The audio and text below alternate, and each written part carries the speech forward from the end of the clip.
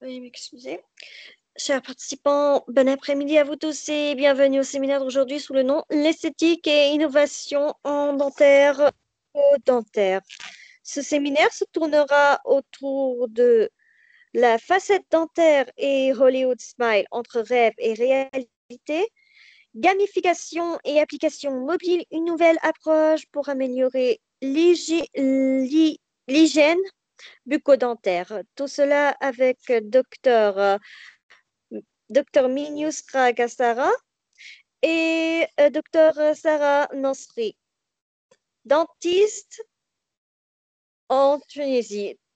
Accordons maintenant la parole à tout d'abord, on va commencer par Dr Sarah ou Dr Yusra. Bonjour, Dr Yusra. Donc, c'est Dr Yusra. Merci. Bonjour à tous. Ok, pas de souci. Donc, merci. Bonjour à tous. Je salue les responsables de Mediocem, donc University, pour l'invitation. Donc, je vais commencer. Où est le partage? Donc, je vais commencer ma présentation aujourd'hui sur les facettes dentaires et Hollywood Smile entre rêve et réalité. Donc, comme vous savez tous, l'apparence physique, le culte de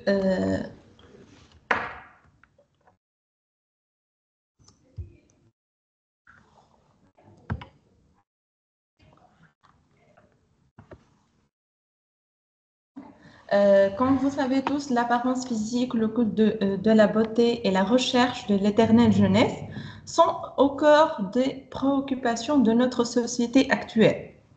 Donc, entre autres, l'esthétique du sourire, qui est devenue une priorité pour de nombreux patients influencés par les sondages véhiculés par les médias.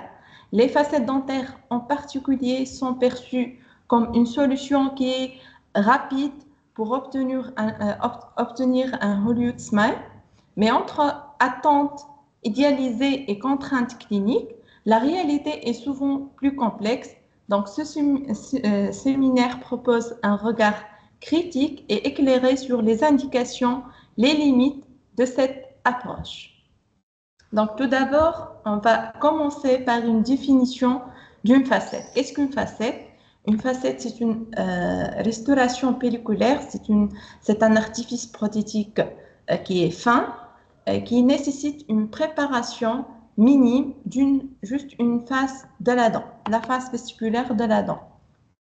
Donc, elle est classée comme traitement non invasif selon le gradient thérapeutique donc décrit par Tirley et Attal en 2009. Et pour le taux de survie, il est estimé de 94,4% après 5 ans, 93% donc à 10 ans et presque 83 à 20 ans. Donc, les facettes présentent plusieurs avantages. Ils sont non invasifs, donc ils sont mini-invasifs, ce qui va permettre de conserver la vitalité de la dent et conserver les tissus dentaires, donc qui présentent un grand avantage à part donc l'avantage esthétique donc pour la restauration d'un sourire esthétique. Donc cependant, les échecs rencontrés avec les facettes céramiques ne sont pas à négliger. Donc, plusieurs études ont rapporté des cas d'échec. Généralement, il y a le décollement des facettes en céramique et la fracture. Ce sont des restaurations qui sont fines, pelliculaires, donc le risque de fracture existe. Donc, pour réussir ce type, pour éviter ces échecs, donc on doit passer par un bon diagnostic et poser la bonne indication. Donc, parmi les indications de ce type de restauration, donc on a la classification de Bézère et Mani. Donc, ces facettes sont indiquées premièrement, pour la correction de la couleur. Il y a des cas de décoloration dentaire, des patients consultent avec des dents qui sont dyschromiées. suite à une coloration due au tétracycline ou à la fluoreuse.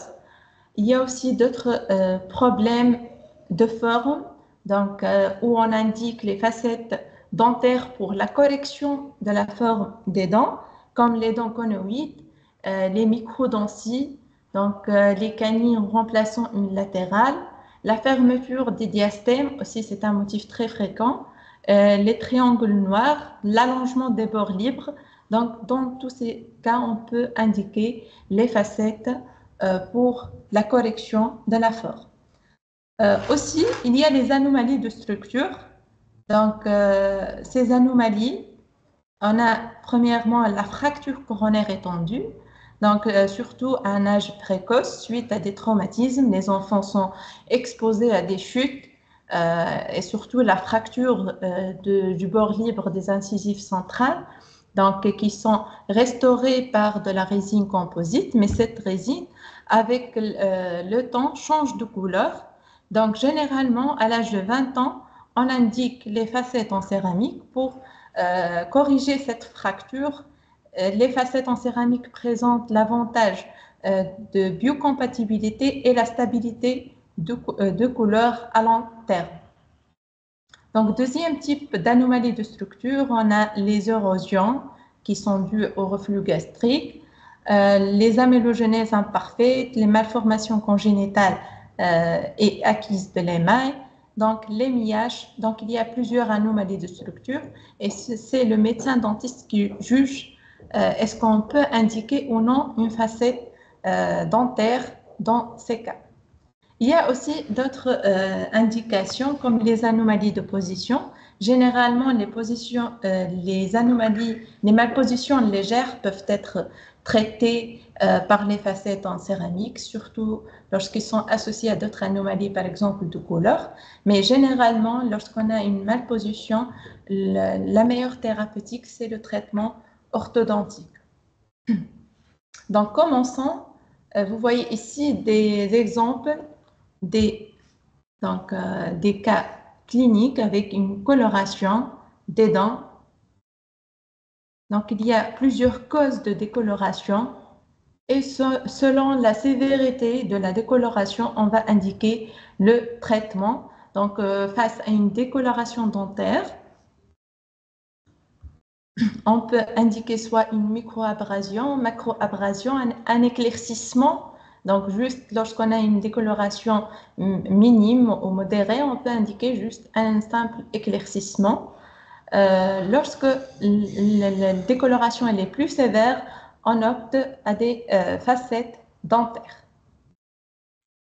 Donc, c'est un cas de fluorose dentaire. La patiente consulte, elle n'est pas satisfaite de la couleur de ses dents, qui sont brunâtres avec la présence des puits, donc des anomalies aussi au niveau de la structure de la dent. Donc, selon la classification, on va indiquer le traitement. Donc, c'est le médecin dentiste qui va juger est-ce qu'on peut indiquer un éclaircissement, il suffit, ou on doit associer l'éclaircissement à un autre traitement comme les facettes dentaires. Donc, dans des situations, on peut même indiquer des couronnes à recouvrement total. Donc, avec ce cas de fluorose, on a indiqué une microabrasion associée à la réalisation des facettes dentaires. Donc, cette figure présente une préparation pour les facettes dentaires. Donc, vous voyez la préparation, donc c'est un traitement irréversible. Donc, il y a certains qui disent que c'est un traitement, les facettes, ce sont des traitements réversibles, c'est irréversible. Donc, on va éliminer du tissu dentaire pour créer de l'espace pour la facette. Donc, c'est un traitement irréversible. Donc, c'est le reste de traitement et vous voyez le résultat final. On a corrigé la couleur des dents. Un autre cas de fluorose, de même, donc il y a, c'est une fluorose modérée, mais la patiente n'est pas satisfaite de la forme de ses dents avec la présence des puits au niveau de la dent, ici l'incisif. Donc on a indiqué aussi des facettes. Là, j'insiste sur l'intérêt de cette étape. Donc, à travers cette étape, c'est avant de commencer le traitement. Donc, le médecin dentiste a réalisé un projet esthétique virtuel, non réel, donc qui va simuler le résultat final. Et la patiente, elle peut valider ou non le traitement.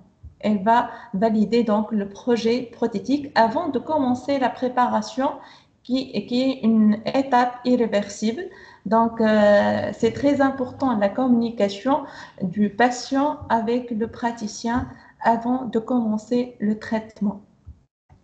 Donc, la patiente a validé le projet esthétique et on commence la préparation.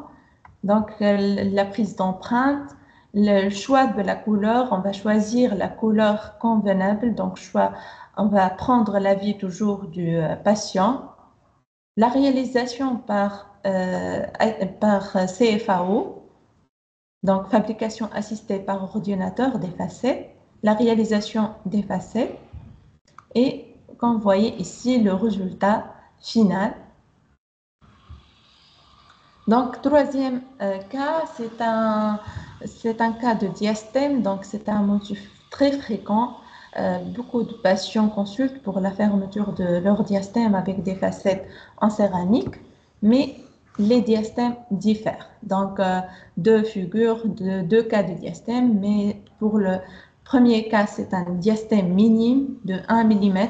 Et pour le deuxième cas, donc c'est un diastème très important où on ne peut pas donc indiquer dans ce cas-là les facettes pour la fermeture de ce diastème.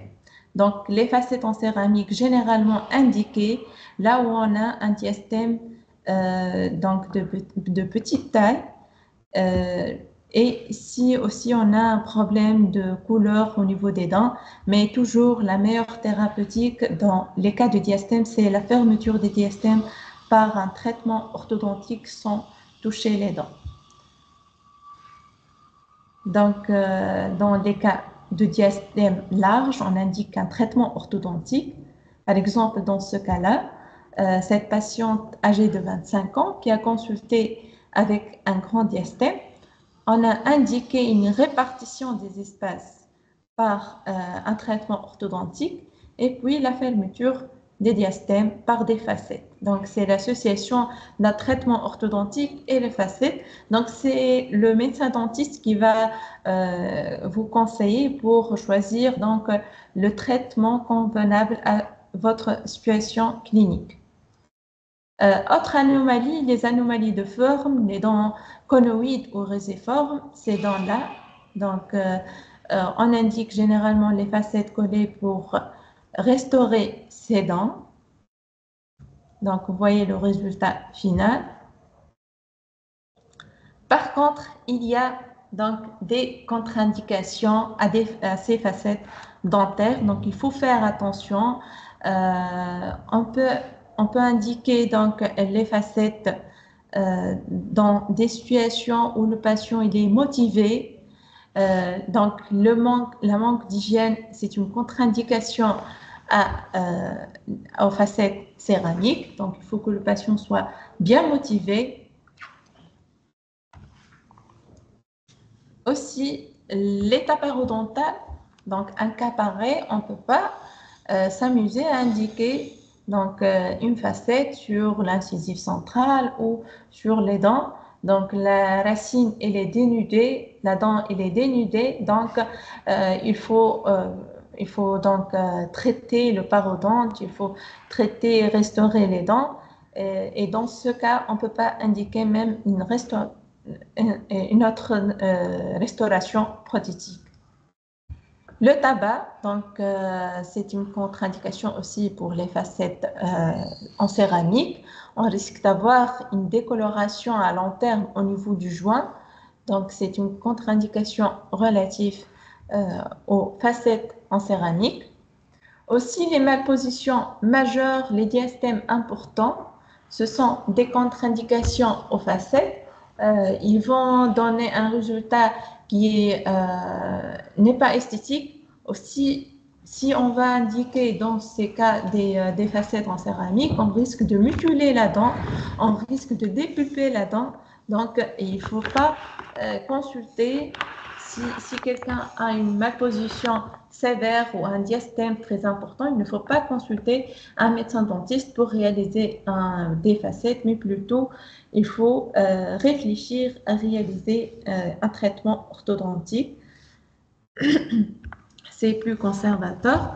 Les dyschromies aussi, selon la sévérité de la dyschromie, si la dyschromie elle est trop sévère, ça sera l'indication plutôt d'une couronne à recouvrement total pour camoufler, cacher cette décoloration. Aussi, la quantité de tissu dentaire résiduel, si une fracture, si le trait de fracture elle est profond, si la fracture elle est très importante, donc on sera obligé de recouvrir la totalité de la dent. Et finalement, les contraintes occlusales et les parafonctions. Il y a des patients qui présentent un bruxisme, ce qu'on appelle le grincement des dents, où ils présentent des forces occlusales très importantes. Donc, les facettes, ce sont des restaurations pelliculaires. On risque de fracturer ces facettes si on indique donc les facettes dans un contexte occlusal qui n'est pas favorable. Donc, c'est très important de vérifier l'occlusion du patient, le recouvrement des patients qui présentent un recouvrement au niveau antérieur très important, c'est-à-dire les dents mandibulaires, les dents inférieures sont recouvertes par les dents supérieures. Donc, les facettes sont à éviter dans ces situations, aussi des parafonctions comme le grincement des dents. Donc, les facettes sont à éviter, la présence des interférences. Donc, tout ça doit être vérifié avant de commencer le traitement pour éviter toute complication. Pour éviter surtout le décollement et la fracture des facettes. Donc ici aussi, donc, une latérale décollée, on remarque bien les facettes d'usure qui sont dues à une parafonction au niveau de l'incisive. Donc c'est à éviter, donc il faut vérifier le contexte général, la cavité buccale, il faut bien examiner la cavité buccale et il faut que le patient soit bien motivé pour réaliser les facettes en céramique. Donc maintenant, il y a différents types de facettes. Donc selon le matériau, il y a les facettes céramiques et les facettes en composite. Donc de point de vue biocompatibilité, stabilité de couleur, les facettes en céramique sont beaucoup mieux que les facettes en composite. Et de point de vue préparation, il y a les facettes sans préparation. Donc j'ai dit au début qu'une facette nécessite une préparation minime. Mais il y a les facettes sans préparation. Donc, ces facettes réalisées le no-prep veneers, réalisées sans préparation, il y a plusieurs types. Donc, le Duratine, donc, il est de 0,3 mm. Donc, cette marque de facette est composée de couches de céramique très fines et translucides d'une épaisseur de 0,3 mm. Elles sont collées directement à la face vestibulaire de la dent. Ils n'impliquent aucune préparation dentaire. Il y a aussi l'ultra-fine, donc ils sont de 0,2 à 0,4 mm. Les facettes en céramique durables et extrêmement fines, d'une épaisseur allant de 0,2 à 0,4 mm et qui nécessitent peu ou pas de préparation dentaire. Les luminaires donc sont plus fines. Ce type particulier de facettes sans préparation est probablement le plus connu. Ils sont extrêmement fins et offrent une finition très naturelle. Donc, les facettes sont collées directement sur l'émail sans préparation. Donc, leur avantage, ils sont non invasifs. plus de 95% du tissu dentaire est conservé. Le meilleur collage qu'on puisse obtenir, puisqu'on va coller sur l'émail, la couche externe de la dent, et pas de sensibilité, surtout post-opératoire, pas de besoin de temporisation, pardon, satisfaction avec une bonne satisfaction des patients. Mais les limites, surtout la limite de ce type de facette, c'est le risque d'avoir un surcontour cervical et proximal. Donc, on risque d'avoir des dents qui sont bombées. Puisqu'on ne va pas préparer la dent, on ne va pas créer de l'espace pour la facette. Donc, on va réaliser des facettes qui sont bombées par rapport aux dents naturelles. Il y a les facettes comme les facettes sans préparation, il y a les facettes avec préparation. Il y a différents types de préparation, mais généralement, c'est la forme de préparation. Donc, juste sur la face vestibulaire de la dent. Donc, on va préparer et placer une facette avec une épaisseur qui de 0,5 à 0,7 mm d'épaisseur. Donc, c'est vraiment très fin. Donc, maintenant, de point de vue couleur et forme, donc, que pensez-vous de ces sourires? Bien sûr, la perception de l'esthétique est subjective. Donc, vous voyez ici, 1 et 2 semblent plus artificiels par rapport au sourire numéro 3, qui paraît plus naturel. Donc, aujourd'hui, on est donc orienté vers une dentisterie biomimétique qui s'approche du naturel. Donc, il faut toujours, de point de vue couleur, de point de vue forme, imiter donc le naturel. Il ne faut pas opter pour des dents qui sont trop blanches, donc c'est pas trop esthétique aujourd'hui. Donc, il faut réaliser une couleur qui est proche des dents naturelles. Même pour la forme, on doit réaliser des formes plus naturelles.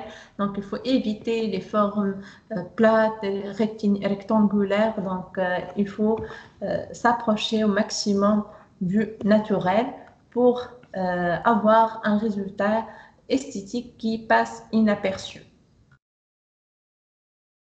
Donc, en conclusion, rien ne vaut de la dent naturelle. Donc, certes, les facettes dentaires offrent de nombreux avantages. Elles permettent d'améliorer l'esthétique du sourire avec une préparation souvent minimale. Cependant, elles comportent donc également des risques, notamment le risque de décollement, le risque de fracture, donc qui sont c'est vrai, ils sont peu fréquents, mais ça arrive. Donc, surtout qu'ils sont des préparations pelliculaires fines, il y a toujours le risque de fracture. Déjà, on donne toujours aux patients des recommandations pour éviter ce type de problème, des recommandations au niveau de l'alimentation, au niveau de l'hygiène, pour éviter tout problème par la suite. Il est donc essentiel de ne pas recourir à cette option que lorsque cela est réellement justifié, après une évaluation clinique rigoureuse, une communication claire avec son chirurgien dentiste, elle est primordiale.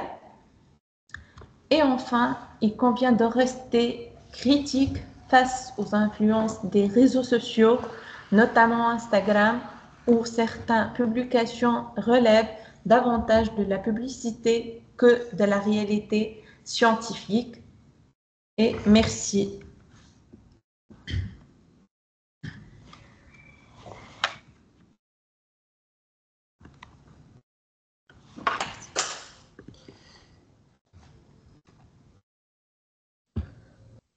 Merci infiniment, docteur Yousra. Passons maintenant à docteur Sarah.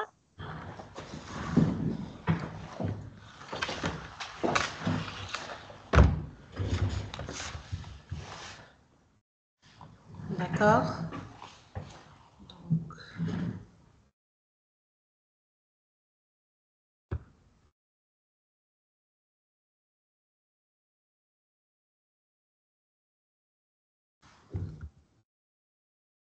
Donc, c'est bon pour le partage? On va voir le partage, docteur. D'accord. Donc, après la conférence de Dr Yousra Gassara, professeur Yousra, donc je vais passer à ma conférence et je vais parler donc de la gamification des applications mobiles et une nouvelle approche pour améliorer l'hygiène bucco-dentaire.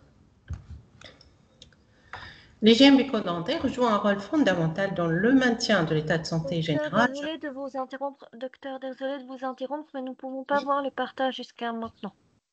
Ah, d'accord. Je pensais que c'était...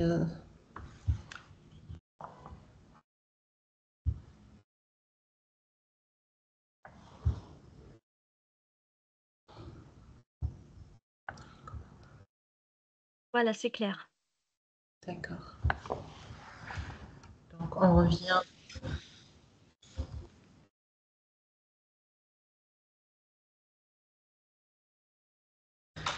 Est-ce que c'est bon? Je peux commencer? Oui, vous pouvez commencer. Donc, je vais vous parler de la gamification et les applications mobiles et surtout leur application dans le maintien, l'amélioration de l'hygiène bucco-dentaire. Donc, bien entendu, je pense qu'actuellement, on est tous d'accord que l'hygiène bucco-dentaire joue un rôle fondamental dans le maintien de l'état de santé général. En fait, la cavité buccale, c'est la porte d'entrée au corps, donc c'est un miroir de la santé globale. Elle peut être associée à des complications systémiques même telles que les maladies cardiovasculaires, le diabète.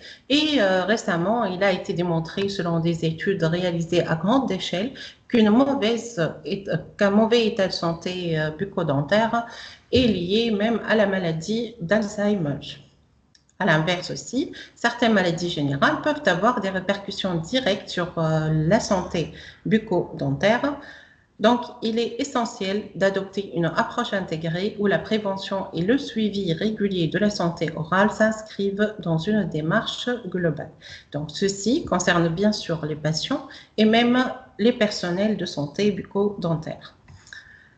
Et bien sûr, donc à l'ère du numérique, avec tous les outils technologiques dont on dispose aujourd'hui qui prennent une place de plus en plus importante dans notre vie, ils prennent aussi une place de plus en plus importante dans la prévention en santé et même dans la santé bucco-dentaire.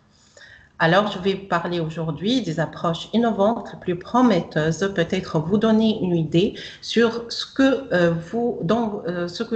vous disposez ou ce qui est vraiment présent dans vos appareils portables, dans iPhone, iPad, vos téléphones, vos PC, vos tablettes. Vous disposez vraiment d'outils très intéressants qui vous permettent de suivre votre état même de santé bucco-dentaire ou si vous suivez un traitement quelconque, par exemple un traitement orthodontique, implantaire et tout, vous pouvez même demander à votre médecin dentiste d'assurer le suivi via des applications mobiles.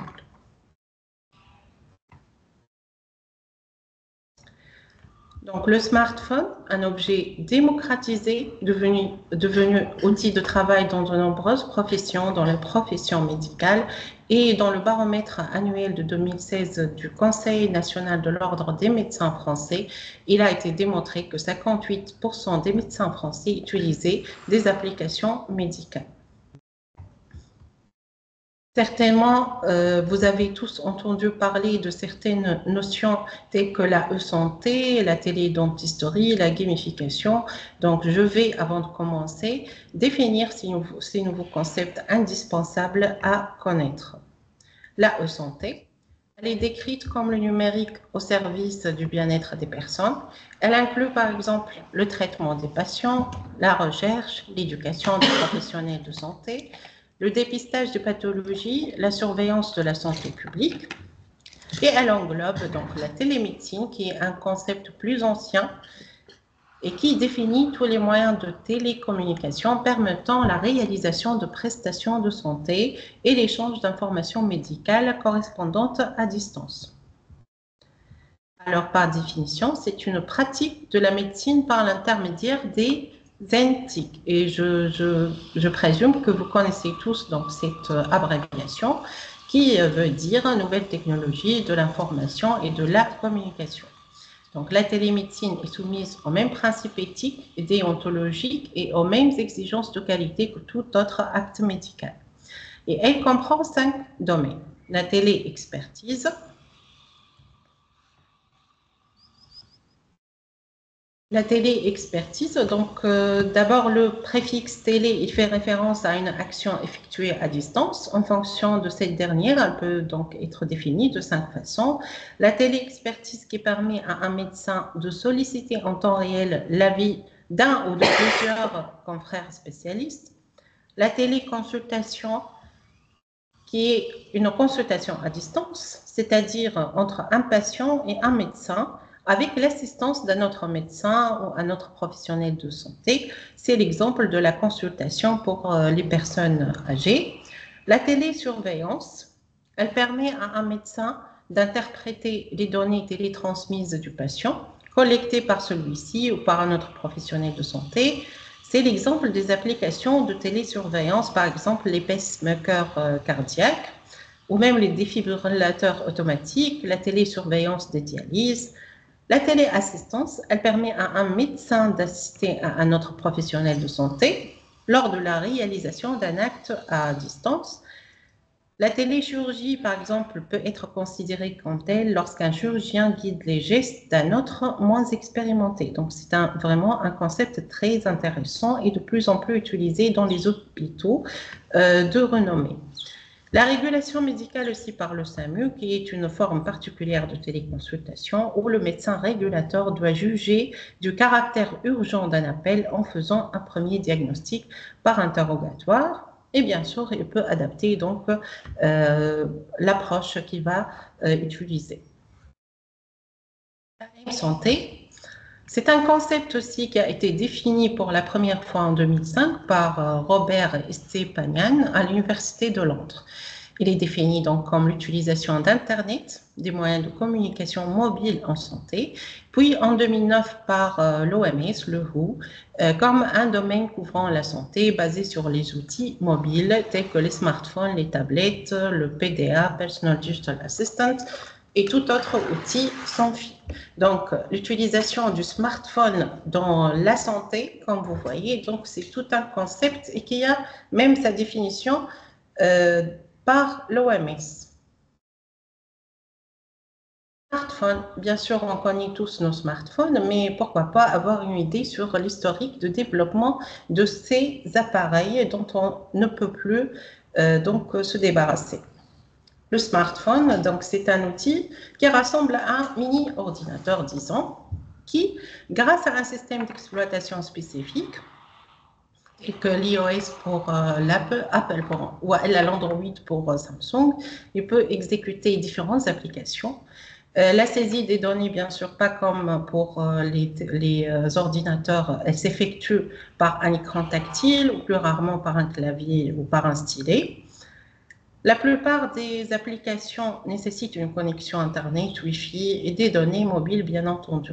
Le premier smartphone arrivant sur le marché, c'est l'IBM Simon, qui est conçu par IBM Bell South en 1992. Donc, c'est le premier smartphone qui a été jamais conçu. Mais il pesait 500 grammes. Il ressemblait à un talkie-walkie plus qu'à un téléphone. En 2002, donc le BlackBerry 5810, le premier téléphone a proposé l'envoi et la réception de courrier électronique. Et en 2007, donc c'était Apple qui révolutionne la téléphonie mobile en lançant l'iPhone avec son écran tactile multipoint et surtout avec ses fameuses applications. Très vite, bien sûr, les smartphones deviennent de plus en plus performants, les applications de plus en plus nombreuses. Progressivement, le marché des smartphones supplante celui des téléphones mobiles classiques. Et en 2012, c'était le record, donc 1 milliard de smartphones vendus à travers le monde qui a été dépassé.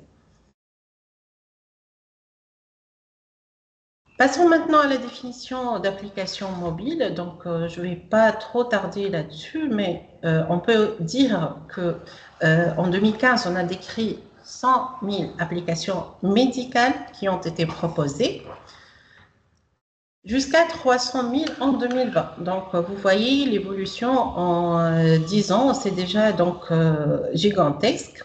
Les applications de santé peuvent être divisées en applications de grand public, c'est-à-dire les applications de bien-être, qui incluent les diverses applications de fitness, conseils diététiques, les compteurs de calories, les compteurs de pas, les applications de relaxation.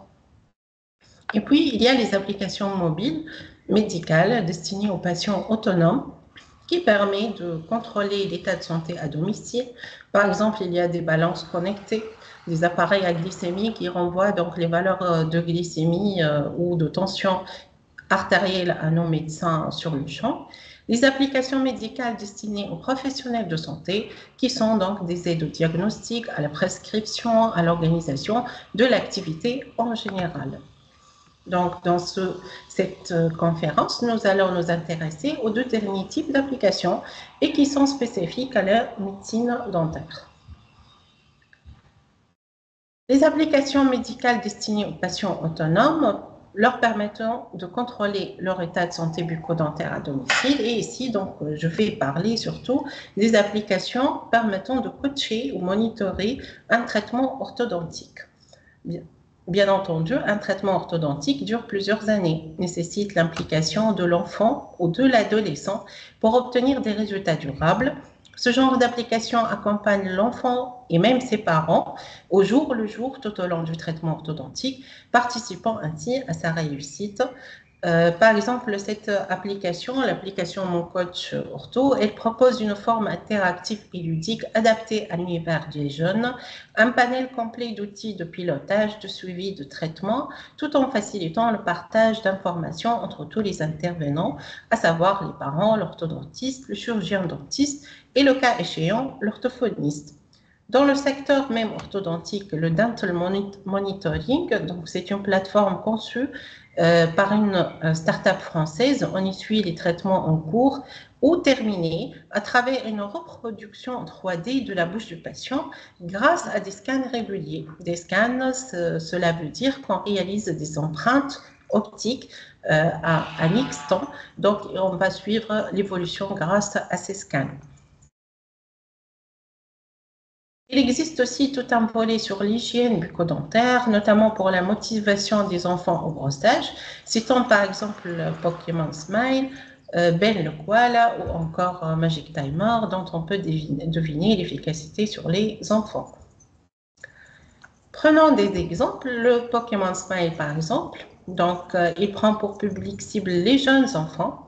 Le principe, c'est qu'en se brossant les dents correctement, les enfants peuvent attraper des Pokémon à l'aide de leur caméra. Donc, vous pouvez imaginer déjà comme c'est ludique, comme c'est agréable comme application. Pas uniquement les enfants, je pense même les parents vont trouver cette application très agréable. Donc, elle encourage l'enfant à bien brosser toutes les zones de la bouche. Et des personnages Pokémon accompagnent l'enfant aussi, qui observe son propre brossage sur l'écran vidéo, un téléphone tenu par un parent. Il existe des firmes comme Philips qui ont aussi développé ce genre de brosse à dents connectée, brosse à dents intelligente. L'application se connecte à une brosse à dents électrique via Bluetooth. Elle propose un personnage virtuel, ici nommé Sparkly, que l'enfant doit aider à rester propre et heureux en se brossant les dents correctement. Alors, comment fonctionne cette game ou ce jeu? Il y a des récompenses pour chaque séance de brossage réussie, bien sûr, en fonction du temps. Donc, ça encourage l'enfant, ça inculpe à l'enfant de respecter le temps nécessaire au brossage qui est minimum de 2 minutes. Aussi, donc, il y a des défis quotidiens à relever, il y a des niveaux à débloquer, donc c'est tout un jeu. Et pour les adultes et les adolescents, il y a aussi des applications qui permettent surtout de contrôler le temps de brossage parce que on sait tous qu'on se précipite Toujours en se brossant les dents, on ne compte pas vraiment les minutes. Je ne pense pas qu'on va poser un chronomètre pour, ou même on ne pense même pas à poser un chronomètre pour contrôler l'efficacité de notre brossage. Donc, c'est une bonne idée d'utiliser cette application parce qu'à travers une brosse à dents intelligente et connectée, on va pouvoir donc contrôler ce paramètre très important. Il y aura des rappels si on oublie de se brosser les dents. Et il y a aussi des scores de performance et des défis de 7 à 14 jours si on a vraiment on sait vraiment bien brosser les dents. Voilà, donc je trouve que ces applications sont vraiment très intéressantes à la fois aux adolescents et aux parents. Voyons donc quelques rapports de la littérature scientifique concernant ces applications. On observe par exemple sur cette étude, donc cette étude qui a évalué l'approche gamifiée de la prise en charge de l'hygiène bucco-dentaire chez des enfants. Et voilà donc la conclusion de cette étude. Les comportements de santé s'établissent durant l'enfance et les mères jouent un rôle clé à cet égard. Donc, les mères évaluées dans cette étude n'avaient pas de connaissances ou de pratiques adéquates concernant les soins bucco-dentaires de leurs enfants au départ. Alors, les deux applications favorisaient efficacement la santé bucco-dentaire des enfants. Cependant, la réduction donc de l'indice de plaque, qui est la principale cause de carie dentaire, était plus importante chez les enfants de mères qui utilisaient l'application gamifiée. Donc, c'est vraiment très efficace. Maintenant, aux applications médicales qui sont destinées aux patients autonomes, leur permettant de contrôler leur état de santé bucco-dentaire à domicile, comme donc le Toothbrush Timer, l'urgence dentaire, par le Dental Trauma First Aid App. Donc, parfois, face à un accident, un enfant qui est tombé, qui s'est cassé les dents, certains parents restent incapables d'agir, ne comprennent pas ce qu'ils doivent faire vraiment comme première aide à l'enfant. Même dans certains édifices scolaires, donc c'est très intéressant de disposer de cette application qui peut aider les non-professionnels de santé bucco-dentaire à savoir les actes ou les gestes de première aide qu'ils doivent appliquer. Les applications médicales destinées aussi aux patients autonomes. Donc, on peut parler ici de l'Internet des objets, la brosse à dents connectée, la gouttière connectée, comme a décrit professeur Yusra Gassara. Donc, il y a des patients qui sont bruxomanes. Qu'est-ce que c'est que bruxomane? C'est-à-dire des patients qui se grincent les dents pendant la nuit. Et le médecin dentiste leur demande toujours d'essayer de prendre conscience de cette mauvaise habitude, de cette habitude néfaste, d'essayer de la contrôler en essayant de diminuer leur état de stress. Une gouttière connectée peut vraiment aider en enregistrant les cycles ou les épisodes de ce grincement, en informant le patient ainsi que son médecin dentiste de l'état d'évolution de son contrôle. Donc, c'est vraiment très efficace et surtout pour le médecin dentiste qui peut aussi suivre son patient. Donc, je ne vais pas passer, bien sûr, sans parler de l'intérêt de ces applications pour nous en tant que professionnels de santé. On peut parler aujourd'hui d'un cabinet connecté, c'est-à-dire toujours les patients cherchent les médecins dentistes les plus branchés, qui offrent les moyens qui permettent aux patients d'être à l'aise, de pouvoir même voir ce qui se passe vraiment en bouche à travers, par exemple, le scan intraoral. Donc, un cabinet connecté, c'est un concept qui évolue aujourd'hui et on pense à commencer par l'appareil photo déjà, qui peut servir aussi le scanner intraoral. Voilà, donc ce sont des outils très importants. Autre chose, on peut également se servir des outils natif d'un téléphone, par exemple, comme le pense-bête, le calendrier, la fonction rappel, l'application de traduction si on a un patient étranger, l'application de musique pour améliorer le confort du patient. Les applications grand public sont de plus en plus utilisées comme en guise de marketing aussi. Les applications d'échange comme le WhatsApp, le TeamDoc, et aussi donc les aides à la prescription comme le Vidal qui a proposé une application qui a été très utilisée par les médecins dentistes. Par exemple, les chirurgiens dentistes en France sont de l'ordre de 10 000 à être abonnés et des pharmaciens de 30 000 à être abonnés. Donc, 100% des services du Vidal sont digitaux et payants sous forme d'abonnement. L'accès au site grand public, bien sûr, était gratuit. 5 millions de visiteurs uniques s'y rendent chaque mois. Donc, c'est vraiment une évolution. Aussi, il existe des applications de gestion du cabinet dentaire, comme le l'iDentalSoft ou le Medwin Mobile, qui est une application tunisienne. Les études ont aussi ont essayé de cerner l'évolution de la facilité de la prise en charge des enfants, surtout donc pour les métiers de pédodontiste, qui est le médecin dentiste spécialisé en pédodontie ou dentisterie de l'enfant. Donc, ce métier est vraiment parfois compliqué face à des enfants méfiants, résistants au traitement. Des applications ludiques qui préparent l'enfant à la visite du pédodontiste semblent apporter une aide appréciable. Alors, au lieu de parler aux enfants du médecin dentiste dans l'image, dans une image qui leur fait peur, il est plus intéressant de leur proposer une application la veille de leur visite au pédodontiste qui va donc leur décrire qu'est-ce qui va vraiment se passer.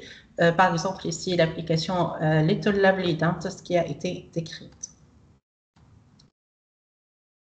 Des applications mobiles aussi ont été proposées pour motiver le patient à un traitement orthodontique parce que plusieurs patients, surtout les adolescents, ne veulent vraiment pas la plupart des temps réaliser ce traitement puisque ça va affecter l'esthétique de leur sourire.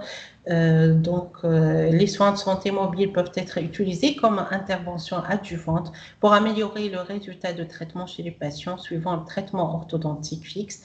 Les experts en santé bucco-dentaire donc, doivent envisager de nouvelles interventions utilisant ces appareils en plus du mode d'intervention conventionnel.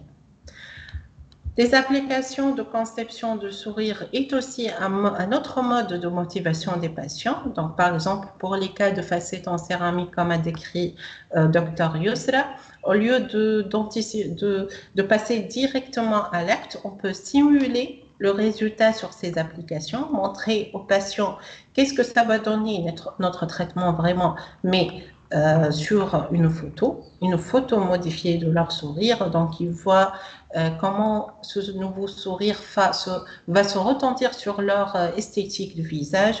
Donc, c'est un outil vraiment très intéressant. Par exemple, la DSD App, la Gate App, la Easy App, qui sont des appareils disponibles sur les smartphones. Il y a aussi des logiciels de présentation qui peuvent être utilisés. Des logiciels spécifiques sur tablette, Visage Smile, DSD, le Smile Design Pro. Il existe donc des logiciels CFAO qui sont plus utilisés par le médecin dentiste, c'est-à-dire ce sont des outils plus professionnels. Odontologie aussi, si on perd une dent, la meilleure solution qui permet de respecter les dents adjacentes, de respecter la biologie, la biologie surtout, c'est l'implantologie. Donc, on va juste poser un implant en sorte de racine artificielle sur laquelle on va donc placer une dent artificielle. Donc, au lieu de préparer les dents adjacentes pour qu'elles reçoivent un bridge. Alors, des applications mobiles ont été proposées afin de faciliter, mieux informer les patients et aussi donc leur expliquer vraiment le déroulement du traitement, les étapes, puisqu'un traitement implantaire va suivre plusieurs étapes. Par exemple, suggère une interaction efficace entre dentiste, patient, la décision de traitement qui doivent être gérées ensemble et le patient qui a le droit d'être informé en détail. Alors, des applications ont été proposées dans ce sens. Bien sûr, avec la crise Covid, il y a déjà presque 3 ans, je pense, et il y avait des applications qui ont été développées pour contrôler, la poursuivre plutôt, donc l'évolution de cette pandémie. L'apparition de la Covid a requis l'invention de nouvelles méthodes, nouvelles solutions permettant de mieux gérer une maladie inconnue surtout et un afflux soudain de patients. Grâce à la créativité des professionnels, de nombreuses applications médicales ont vu le jour en un temps record. Surtout, cette maladie inconnue, par la plupart des patients, donc suivre tout ce qui est nouveau, ce que les recherches ont réussi à prouver, donc c'est très intéressant. Une question peut se poser alors, comment choisir les bonnes applications de santé? Donc, cette question peut être posée à la fois par le grand public et aussi par le médecin dentiste ou par le médecin qui eux-mêmes sont vraiment confrontent plutôt des milliers et des milliers d'applications qui se développent pratiquement chaque jour. Bien sûr, dans notre App Store ou notre Play Store, on trouve plus de 100 000 applications de santé, de bien-être, de sport dans les stores. L'OMS n'a pas encore dressé une charte internationale unifiée, mais travaille là-dessus. Dans la pratique, les applications liées à des entreprises comme Vidal se démarquent de par leur réputation historique. Les autres émergent par popularité. Donc, il vous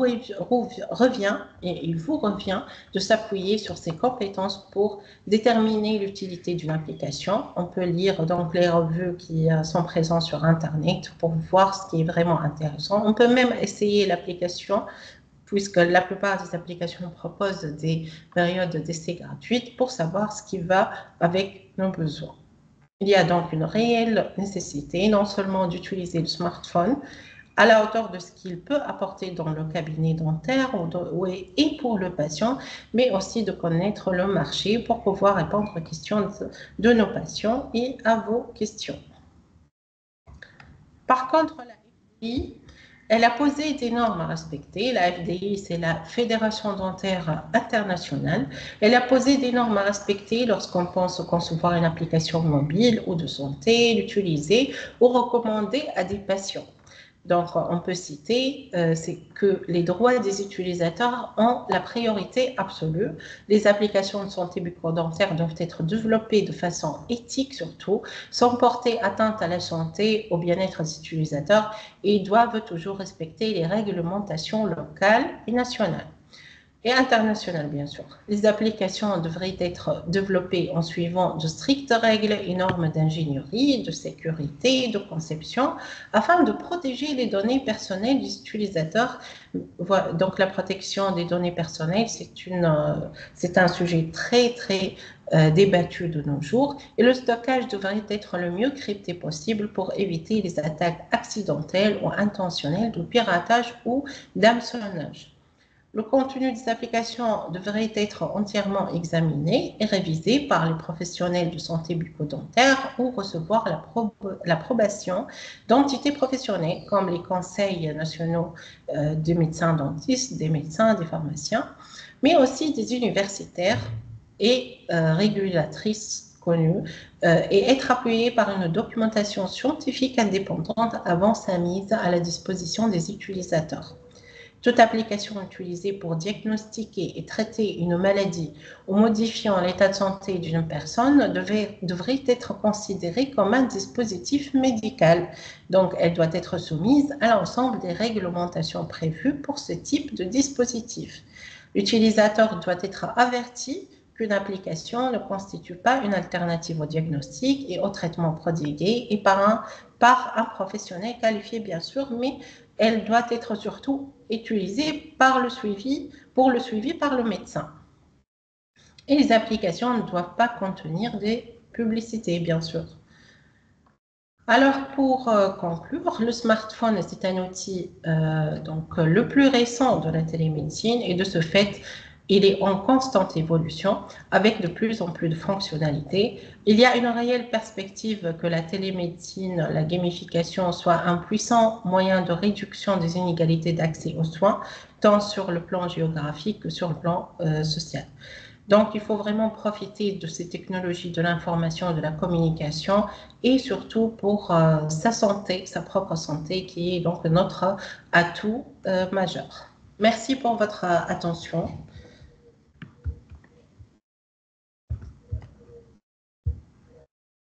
Merci infiniment à vous, docteur. Pour ceux qui ont des questions, veuillez s'il vous plaît soit lever la main, soit les écrire sur le chat.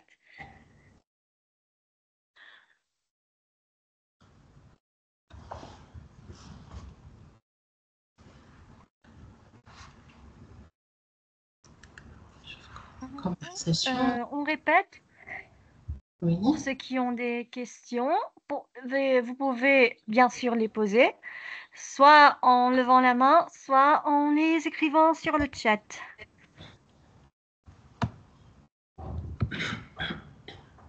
Les dentistes, Dr Yousra et Dr Sarah, sont à votre disposition.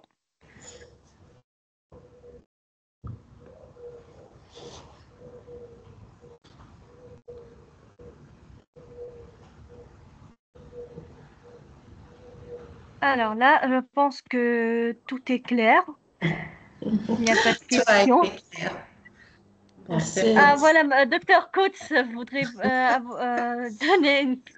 voudrait dire quelque chose ou bien accorder une parole. Merci tout d'abord à Dr Sarah et Dr Yousra pour partager toutes ces informations.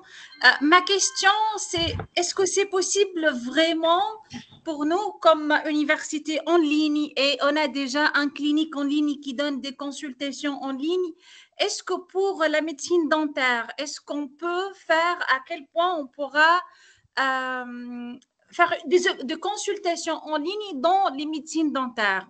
Je ne sais pas si ma question elle est claire. Oui, oui. Oui, on peut peut-être donner des conseils, des recommandations. On ne peut pas donc prescrire des traitements ou autre chose. On va juste orienter le patient. Donc, surtout en cas d'urgence, il faut, comme dans le cas de traumatisme par exemple dentaire, donc on peut conseiller le parent qu'est-ce qu'il va faire comme premier acte d'urgence. Donc, je pense qu'on peut faire quelque chose donc, dans ce sens. Oui, en télédentisterie, il y a aussi des lésions buccales, par exemple les cas de lésions mineures de la mycose, par exemple des aftes, des lésions qui peuvent être suspectes. Si le patient peut nous fournir, par exemple, une image, parce que c'est très fréquent, hein, les patients nous envoient vraiment très fréquemment la photo de leur bouche, même en Facebook, sur Messenger, sur WhatsApp. Donc, on peut vraiment, bien sûr, à première vue, orienter le patient. On peut dire que si c'est un aft, par exemple, bénin, on peut aussi poser d'autres questions qui peuvent orienter plus notre diagnostic.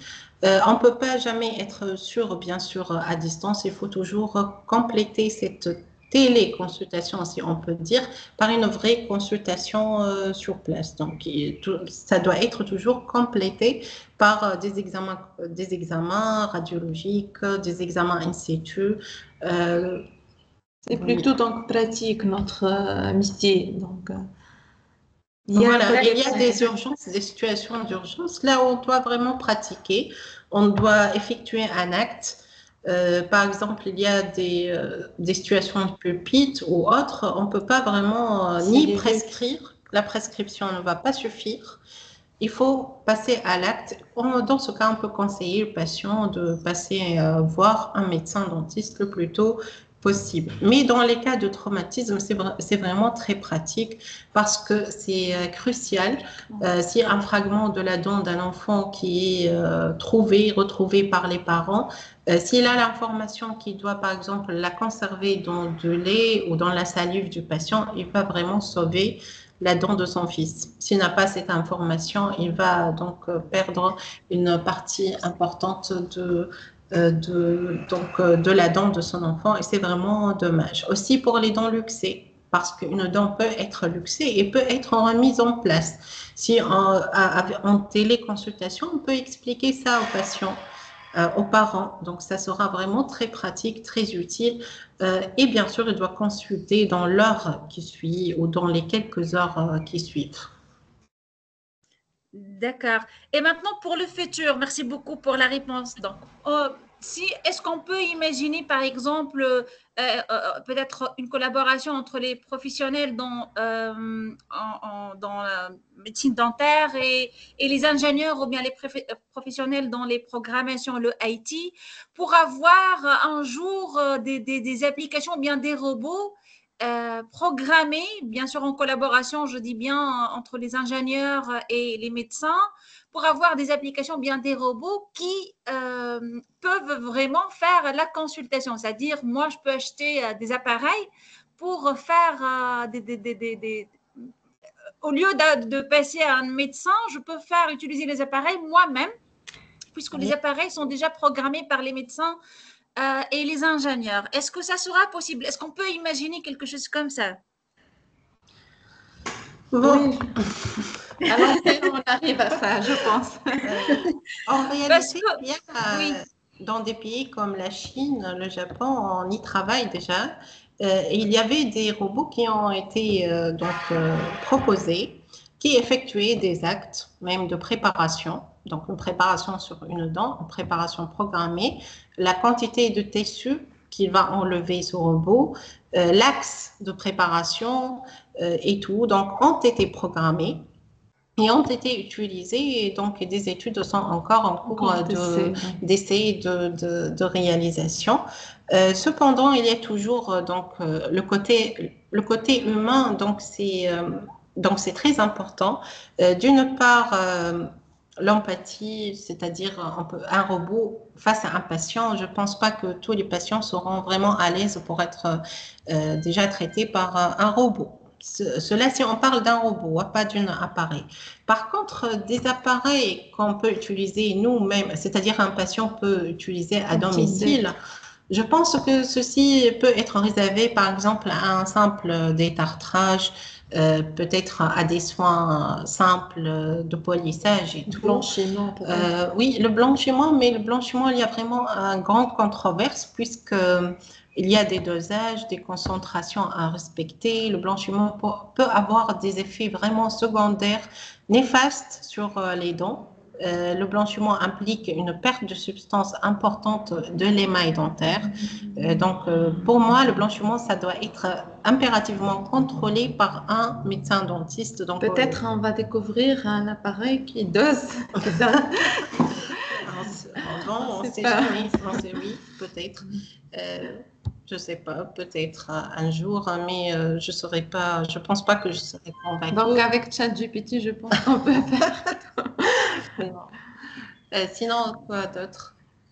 Voilà, donc je pense que ça va être développé dans ce sens, c'est-à-dire une préparation programmée, un petit détartrage, appareil pour un petit détartrage, parce que surtout supragingival, parce que si on va entrer sous les tissus, ça va impliquer donc des répercussions sur l'état de santé parodontal du patient.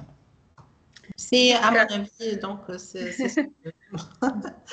Par contre, les applications de sourire, on peut les utiliser. Les patients peuvent même prendre une image de leur face avec un sourire ou autre et placer donc dans des applications qui modifient leur sourire selon des règles bien définies, bien sûr par les médecins dentistes et par les ingénieurs, et ça va donner de bons résultats. Oui. Très bien, d'accord. Merci beaucoup, Dr Sarah et Dr Yousra. Merci pour l'invitation, Dr Quds, pour toute l'Ocean University. et pour tous les participants. Donc, on espère qu'on était vraiment, donc, qu'on vous a donné un plus concernant la santé, l'état de santé bucco-dentaire et l'esthétique dentaire. Bien sûr, on a beaucoup appris avec vos présentations. On vous remercie. C'était un plaisir pour nous. Oui, Merci pour nous beaucoup. aussi. Merci. C'était un vrai plaisir et un grand honneur. Vraiment, on a découvert des zones incroyables et des choses incroyables grâce à vous, docteur. Merci beaucoup. Merci beaucoup. C'est un plaisir. Donc, dernier appel pour ceux qui ont des questions, veuillez s'il vous plaît soit lever la main, soit les écrire sur le chat. Donc, il est en train d'écrire peut-être. Monsieur Abdelraqib. Ok. Jusqu'à l'arrivée d'Abdelraqib. Ceux qui ont des questions, vous pouvez soit lever la main, soit les écrire sur le chat. Docteur Yousra et Docteur Sarah sont à votre disposition. Peut-être je rigole, mais est-ce qu'ils peuvent envoyer des photos de leur bouche encore? Les étudiants. Oui. Bien sûr, oui. Dans ce contexte, bien sûr. D'accord, voilà la question, Malak. Oui, je vais la lire. Y a-t-il un moyen de ralentir la décoloration des dents? Abdelraqib Saïd. Donc, je vais essayer de répondre. Donc, la décoloration des dents, il y a plusieurs facteurs. Il y a des facteurs déjà intrinsèques, donc on ne peut pas agir là-dessus. Il y a des facteurs extrinsèques qui sont dus, par exemple, à l'alimentation, due au tabagisme. Donc, on peut agir sur l'hygiène buccale qui peut ralentir donc le risque de décoloration des dents. Il y a des décolorations qui sont dues à un traumatisme au niveau des dents, donc on doit traiter la dent avant qu'elle devienne donc noirâtre, qu'elle change de couleur.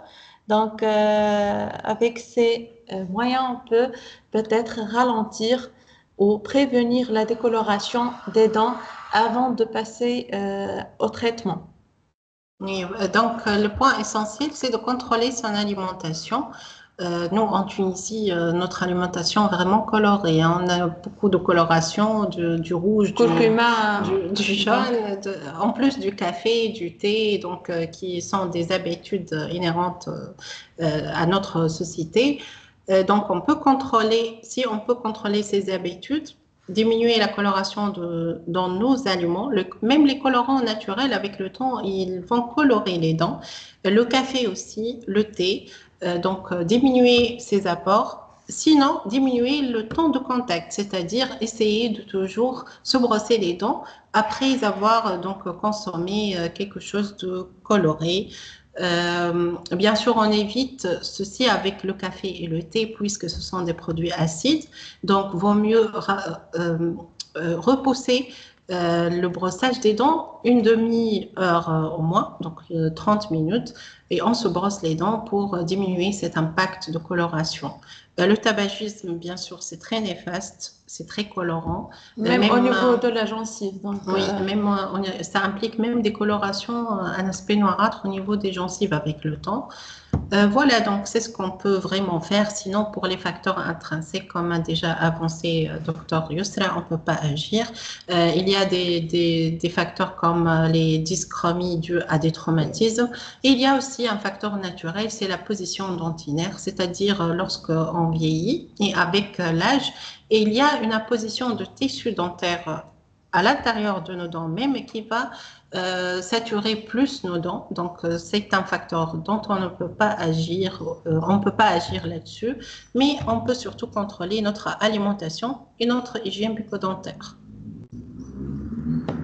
Et bien sûr, les visites chez les dentistes, hein, ça doit être régulier. Donc, les détartrages, les polissages.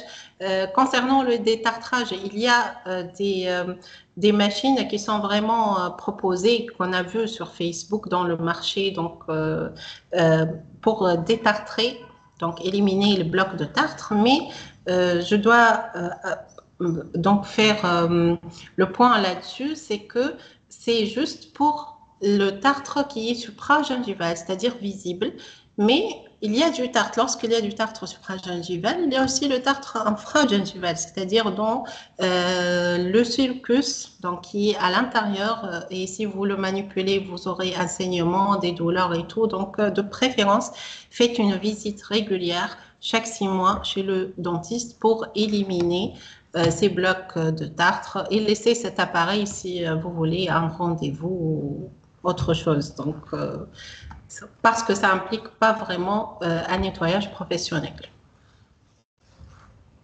Voilà, donc on espère qu'on a répondu à la question convenablement. S'il y a d'autres questions. Super. Donc, pour ceux qui ont des questions, veuillez s'il vous plaît soit lever la main, soit les écrire sur le chat.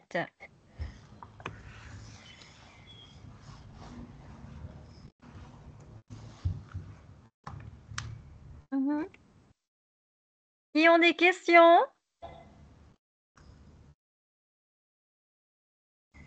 Alors là, je pense que nous avons répondu à la plupart des questions. À la fin du séminaire d'aujourd'hui, docteur, voulez-vous ajouter quelque chose? Donc, merci. Je vous remercie encore une fois pour cette invitation. Donc, espérant donc qu'on...